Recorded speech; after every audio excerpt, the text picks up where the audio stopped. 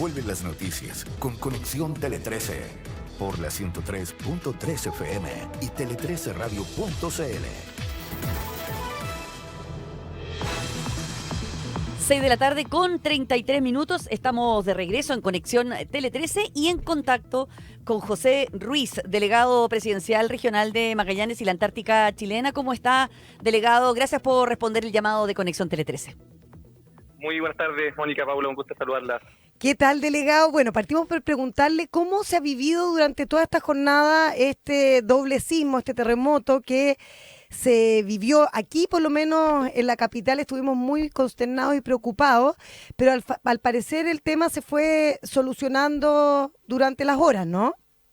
Sí, primero reconocer ahí el buen comportamiento de la comunidad en general ante este evento que, si bien ocurren eventos sísmicos en nuestra región, por lo general son imperceptibles para la población. Ocurren en lugares muy lejos de las localidades, en profundidades del mar, del estrecho. En este caso ocurre a 305 kilómetros al sur de Puerto Williams, en el paso Drake.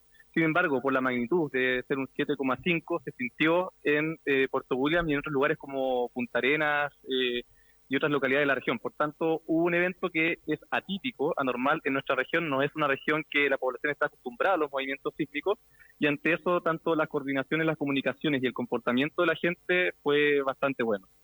Delegado, ¿cómo está? Buenas tardes. Mire, yo le quería preguntar si no fue un poco exagerado todo, porque conversaba este mediodía con periodistas de Punta Arenas, y claro, mirando la geografía, es como difícil que viniera un tsunami, como uno imagina un tsunami. Probablemente hubiera habido un aumento de las aguas, que lo hubo, ¿no? Hubo un tsunami instrumental de algunos centímetros. Pero suspender toda la actividad en las costaneras, incluso en Puerto Natales, que es donde está la actividad turística, en fin, ¿no habrá sido mucho? Nosotros nos regimos por la información igual que nos entrega el CHOA. Inicialmente había una alerta, y esta alerta es cuando se habla de un tren de olas entre 1 y 3 metros. Uh-huh. Posteriormente se pasó a un estado de precaución, y eso es, estamos hablando de un oleaje entre 30 centímetros y un metro, y ahí también se fue de inmediato bajando la comunicación de riesgo. Y finalmente, ya en horas de la tarde, también con los antecedentes que habían llegado a las bases antárticas, a Puerto Williams, que fue un oleaje muy, muy menor, muy imperceptible incluso, ya se cancela todo tipo de estado de alerta. Acá, por eso yo digo que el comportamiento de la gente fue con bastante calma y siguiendo las instrucciones que se tomaron en base a la información que proveía el CHOA en este sentido. Pero efectivamente, por nuestra condición geográfica, unos eventos como este tienen que ser de gran magnitud para la afectación de la gente. Pero ¿cómo fue concretamente, delegado? O sea, ¿hubo nerviosismo? ¿Ustedes como autoridades estuvieron realmente preocupados o no se sintió tanto como lo proyectamos desde Santiago? No, acá hubo bastante tranquilidad también por las horas que se tenían para tomar decisiones. Uh-huh. Cuando esto sale en la mañana, la primera información que se tenía era que en 1 hora y media iba a pasar este tren de olas en las bases antárticas, y ahí, por la comunicación directa que contamos con las Fuerzas Armadas y las dependencias y toda la institucionalidad del Estado de Chile en ese lugar, era de muy fácil información directa para eventuales evacuaciones, como se hizo. Y ya con el paso del tiempo, era el siguiente monitoreo o tren de olas se iba a medir en Puerto Williams a las 3 de la tarde hora local. Estamos hablando de 3 horas. Por tanto, el comportamiento y la información que íbamos teniendo con anterioridad nos hacía también estar muy tranquilos en la toma de decisiones y tener, lo más importante, tener la comunicación clara hacia la población. Y quiero recalcar esto de la información en la Antártica, porque sí, esta fue información también que se previó desde las bases chilenas. Y es muy importante resaltar la soberanía que tiene el Estado de Chile en la Antártica, que no solamente se genera por la proximidad geográfica, en los hechos históricos, como fue hace más de 100 años el rescate de la expedición de Shackleton Pardo, sino que también la ocupación efectiva que tiene el Estado de Chile en ese lugar. Que se prevé en nuestras bases permanentes, en el rol que se juega con las bases vecinas que estaba hablando, somos vecinos de Rusia, vecinos de Uruguay, Corea se encuentra por ahí, y eso se ve cuando hay ocupación efectiva del Estado de Chile en ese continente. Y eso es bueno resaltar por la soberanía que tiene Chile en el continente blanco. Oiga, creo que Puerto Toro, me decían, habría sido incluso una de las localidades que es súper chiquitita, pero que me dijeron que sí estuvieron más afectados porque están más hacia el mar abierto. Así es, Puerto Toro es la localidad más ahí austral del mundo. Estuvo, de hecho, sin más lejos, inaugurando una rampa de conectividad el día martes la ministra de Obras Públicas, Jessica López. Así es que también Puerto Toro haya tenido una reciente inauguración esta semana. Insisto, como todas las localidades, la información que se manejaba, insisto, que nosotros pasamos en base a la información oficial que entrega el CHUA, nos da la tranquilidad de tener esta capacidad de toma de decisiones con harto tiempo de antelación ante los eventos donde pudiese verse afectada la población. Así que por lo mismo, acá efectivamente en la región de Magallanes, Antártica chilena, el comportamiento de la gente y en general fue bastante tranquilo. Por cierto, cuando se generan todas estas alertas de evacuación, hay puntos donde se aglomera o se generan mayores caos, como las bencineras o algunos almacenes, supermercados, donde la gente acude inmediatamente cuando escucha algún tipo de emergencia. Estamos conversando con el delegado presidencial regional de Magallanes y la Antártica chilena, José Ruiz. Delegado, le quería preguntar, porque hacían historia respecto de otros terremotos importantes, grandes, en la región, y me decían que siempre había tenido más o menos una magnitud de entre 7 y 8 grados Richter. Y lo que le quiero preguntar es que al final no se genera el caos y la destrucción total porque esto sucede en el mar, ¿verdad? ¿Esa es la diferencia que tiene con otros terremotos más históricos en la zona? Tal cual. Y hay eventos y eventos sísmicos igual de más magnitud, pero al ser muy lejanos o con mucha profundidad son imperceptibles para la población. Acá, esto a mí siempre contó mi abuela, que se acuerda muy bien del terremoto del año 49 en la ciudad de Punta Arenas. Ese es como el último antecedente, y antes de eso, en Punta Arenas había habido un terremoto aproximadamente 70 años antes. Claro. Por lo tanto, no es frecuente los eventos sísmicos sí en lugares lejanos, harta profundidad, y esto implica de que la percepción a la población sea muy menor. Y en este caso, el día de hoy, sí fue más perceptible por la población. De hecho, en Puerto William se sintió, creo que fue un grado 5. Ahí conversamos con el alcalde, Patricio Fernández, con la delegada provincial, Constanza Calisto, igual como que fue nuestra principal preocupación, la provincia antártica por medio de Puerto William, donde también se encuentra la localidad de Puerto Toro. Ya, y entonces, haciendo como un balance, delegado, la gente cooperó, por supuesto, no fue muy perceptible, digamos, me dijeron que se movió re poco la tierra o los edificios en Punta Arenas, así todo, porque la gente, yo me imagino que cuando uno no siente el temblor, menos se quiere mover, porque dice, ¿para qué esta exageración, no es cierto? Así todo, hicieron caso, se comportaron bien, se alejaron de la costa, que fue lo que más pidieron. ¿Le pareció que fue una reacción adecuada, no exagerada para lo que se preveía?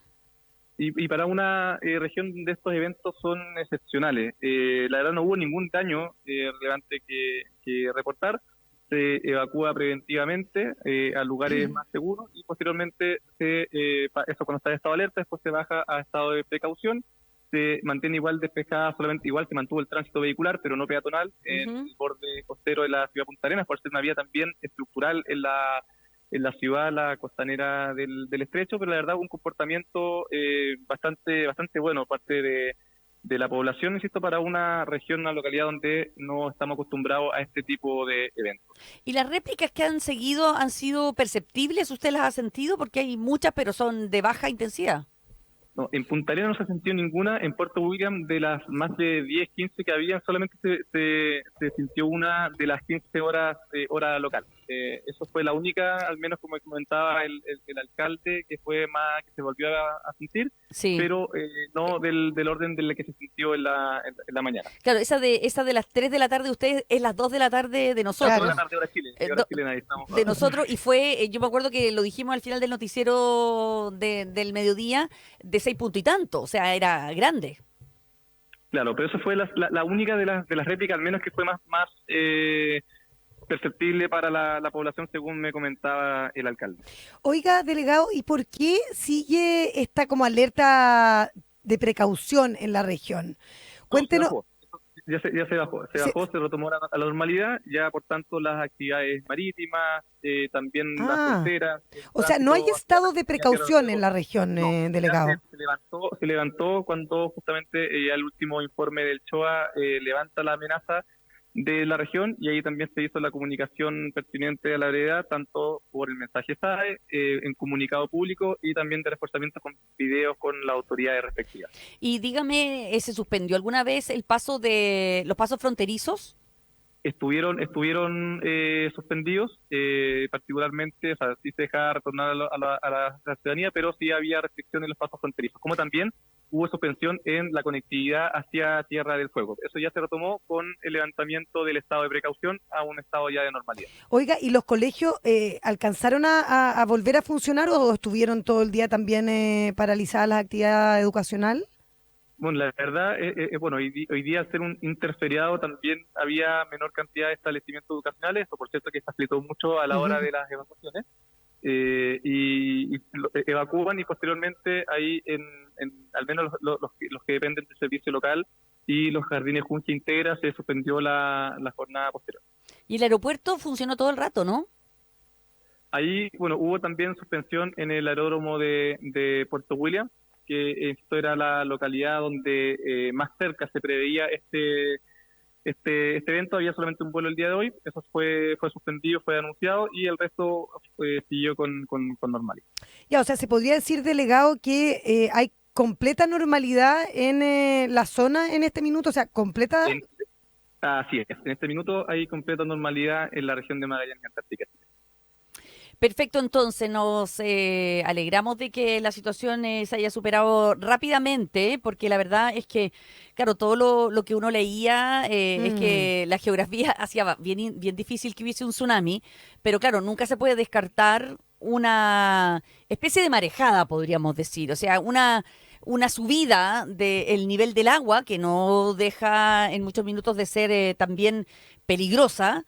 Pero la verdad es que era difícil, ¿no?, que pasara algo muy grave, producto de que están bastante protegidos, que me decían que por el canal, por el estrecho Magallanes, igual hay veces que puede aumentar el volumen del agua. Claro, ya que hubo dos cosas. Uno, que igual a nivel nacional, al menos lo que vimos, que fue una comunicación respecto que había un terremoto de 7,5 en Puerto William, y la verdad el epicentro fue a 305 kilómetros. Claro, muy lejos.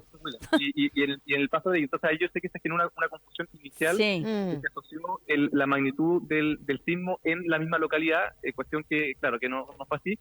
Y respecto al otro que dice, que también se generó en su momento un proceso de alerta, porque había un recogimiento de marea, y fue porque más bien, también lo hablaba con el gobernador marítimo, que había marea baja a esas horas. Entonces también este como recogimiento un poco del estrecho fue visto como pudiese un recogimiento del mar, y ahí coincidía también en las horas que había marea baja, según lo que nos indicaba también el gobernador marítimo. Muy bien, muchísimas gracias. Agradecemos esta conversación y toda esta información de último minuto, donde ya ha pasado la emergencia en la región de Magallanes y Antártica chilena. Esta conversación con el delegado presidencial José Ruiz. Muchísimas gracias, que esté muy bien. Gracias, delegado. Gracias a ustedes, gracias por el espacio. Buen fin de semana. Igualmente. Conexión Tele 13. Bueno, el gobierno respondió a las críticas de los candidatos presidenciales Evelyn Matei y José Antonio Kast por el acuerdo de la Comisión para la Paz y el Entendimiento en la macrozona sur. Desde el Ejecutivo defendieron el trabajo de la instancia y llamaron a leer el informe cuando sea publicado. El próximo martes 6 de mayo, el presidente Gabriel Boric recibirá la propuesta de la Comisión para la Paz y el Entendimiento. El documento no logró la unanimidad que había sido autoimpuesta por los comisionados, ya que logró la aprobación de 7 votos contra 1. Esta mañana en Mesa Central, el subsecretario del Interior, Víctor Ramos, llamó a no someter este tema a la política coyuntural, argumentando que eso le ha hecho mucho daño a la zona. Mientras que el candidato presidencial del Frente Amplio, Gonzalo Vinter, en cooperativa acusó a Evelyn Matei de tener una estrechez de visión a futuro. Por su parte, el gobernador de la región de la Araucanía, René Zafirio, apuntó al mundo político al señalar que por intereses mezquinos se niega el valor de lo acordado, y además reconoció que en la zona están cansados de que no entiendan ni conozcan la realidad que les ha tocado vivir. Sí, está complejo este tema, fíjate, Mónica, inicios de esta semana, como que había harto optimismo de que se iba a conseguir esta unanimidad.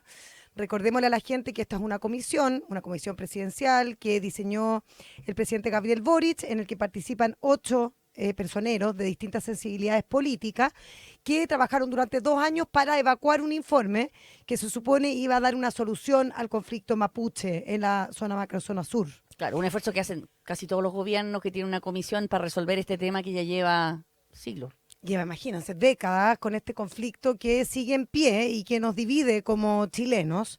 Y al parecer hubo unos cambios a último minuto, ya lo planteamos más temprano en el RATPAC, que tiene que ver con el compromiso de entregar una serie de hectáreas, son como cerca de... 24.000.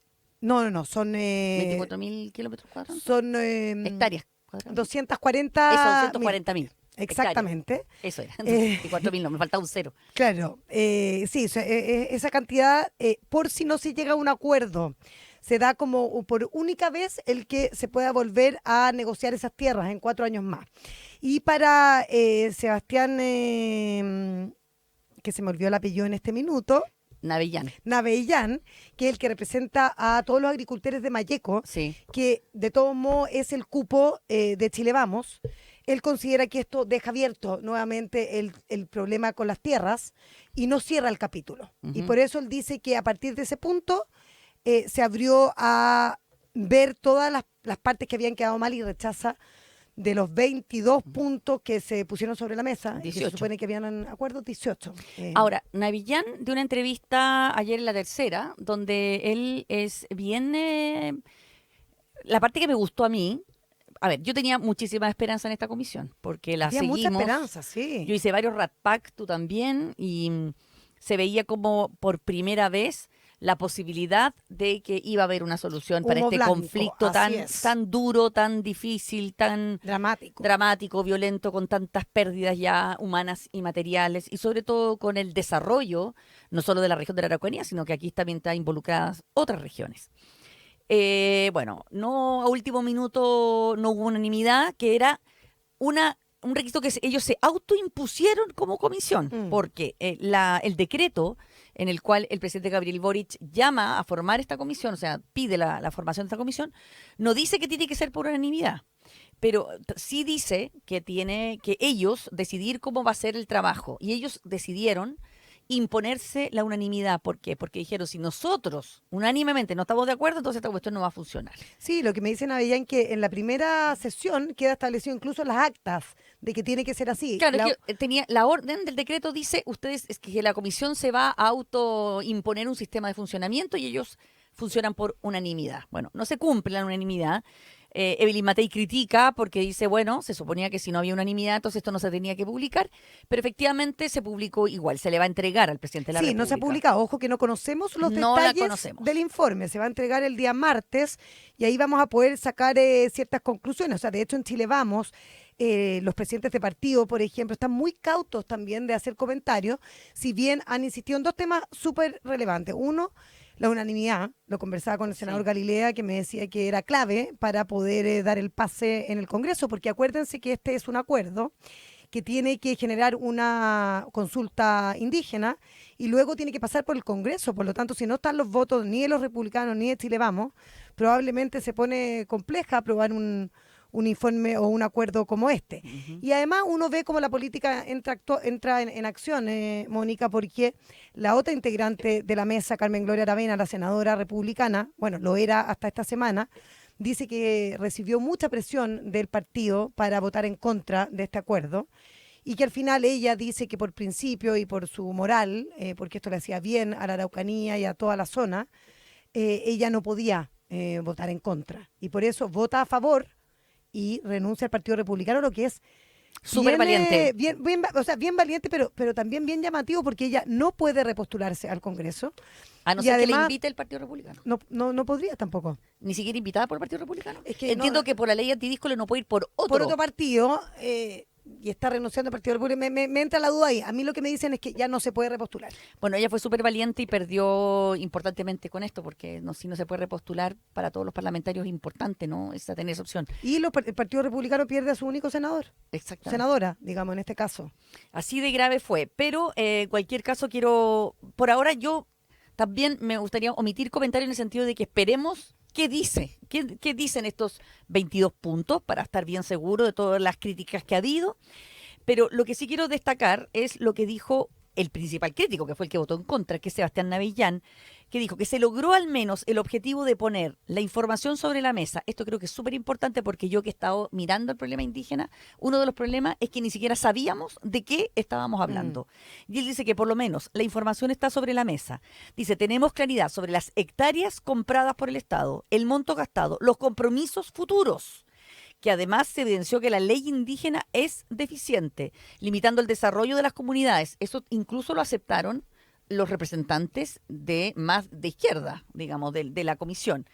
Y en ese sentido, dice, la comisión fue un éxito en términos de levantar la información necesaria, la que ahora nos permite proyectarnos y hacer las modificaciones pertinentes. Ahora, los dos puntos que están ahí en cuestión, porque yo he reporteado harto este tema en los últimos días, es el tema de la repartición de tierra y cómo se estableció el terrorismo en este informe, porque al parecer hablan de actos terroristas y de víctimas y de cómo éstas se van a reparar, pero no hay una mención explícita a que en la región ha existido terrorismo.